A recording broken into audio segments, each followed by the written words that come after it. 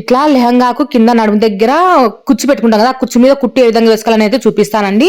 So built కాకుండా కింద కుచ్చు అనేది అణిగిపోయేటట్టుగా ఏ విధంగా పెట్టుకోవాలంటే మనం పాతకాలంలో ఏ విధంగా కుచ్చు పెట్టుకుంటామో ఆ విధంగా కుచ్చు అనేది పెట్టేది చూపిస్తున్నాను. ఇక్కడ చూడండి, ఇట్లా కుచ్చు పెట్టేసుకున్న తర్వాత మామూలుగా లంగాలకు ఏ విధంగా కుచ్చు పెట్టామో ఆ విధంగా కుచ్చు పెట్టేసిన తర్వాత ఈ కుచ్చు మీదనే మనం కుట్టు అనేది రాణించుకోవాలన్నమాట. వీడియోలో చూపించిన విధంగా జిగ్జాగ్ మాదిరి కూడా పెట్టుకోవచ్చు, కానీ ఇక్కడ వచ్చేసి నేను ఒకటే కుట్టే వేసేస్తున్నాను అనమాట. ఒకసారి ఇట్లా కిందికి రానిచ్చి కుట్టు బాగా కుచ్చు అనేది బాగా తగ్గు లేకుండా రెండు సమానంగా పెట్టేసుకొని ఈ విధంగా కుట్టు మీదనే రాణించుకోవాలన్నమాట, కుచ్చు మీదనే.